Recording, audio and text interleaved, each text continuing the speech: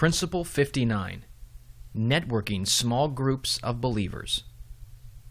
Just like the church in the book of Acts began to meet in homes as a network of believers when it came under great pressure from the Jewish atrocities, the believers in Iran today have similar pressures that have encouraged them to meet in small home fellowships that are all networked together with other believers. As persecution intensifies in certain areas, believers will move to different cities and start home fellowships there also, so that the spreading of these gatherings is something that is continually happening. The Iranians believe that Jesus Christ is with them in their small gatherings, and therefore there is a confidence that they are meeting as a church, even if there are just a few believers present. They count it a necessity to network with others and consider themselves all part of one church. There is no choice to try to find a different church for doctrinal preference or worship style. All believers are content to meet simply with each other. In the book of Acts, arguably over 25,000 new converts occurred within the first year of the history of the church. Yet all of this growth was easily assimilated into small house churches as they networked together seamlessly. The gospel was preached in homes, and the older brothers and sisters taught the younger where there were no apostles or elders present. This life of the body, where everyone was able to teach each other, allowed for fast growth and for adjusting to how the Lord was adding to the church daily those who were being saved. For the next 250 years, before there was ever a church building constructed, this practice of meeting in homes and of loose networking was the pattern for the early church. The home itself was a church where the husband would teach his family. In Iran and other countries closed to the gospel, this is a method used by the Holy Spirit to preserve his church.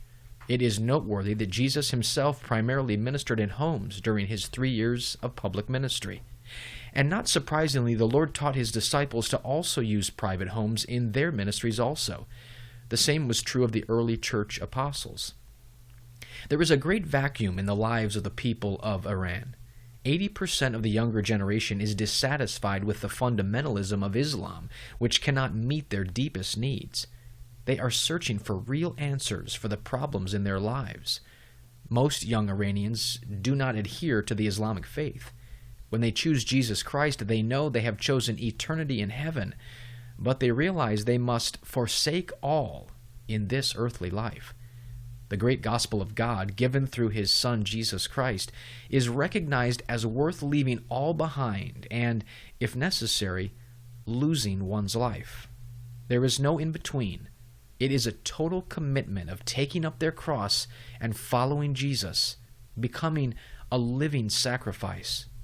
The following accounts exemplify the danger.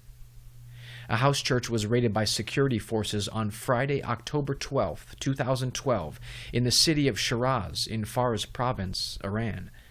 2 members of the church were arrested and summoned to the Intelligence Ministry's detention center, Palak, where 7 other members of their house church were being held. A 27-year-old Iranian Christian was spending a quiet evening at home with his wife and young daughter when plainclothes security forces entered his house and arrested him. The security officers searched the home and seized personal belongings such as a computer, CDs containing films of Christian seminars and teachings, Christian books and Bibles, and family photo albums. The Christian was incarcerated. No information about his condition and whereabouts was given to the family for months. In another case, 15 Christians were thrown in jail. They were put under severe pressure to recant their faith, but refused to do so. Nonetheless, while it is safer to start a church in the West, it may actually be simpler to plant one in Iran. Go to a church planters conference in North America, and you will hear about budgets, programs, marketing campaigns, and the need for a good worship set. Attend a conference for Iranians, and you get a very different picture.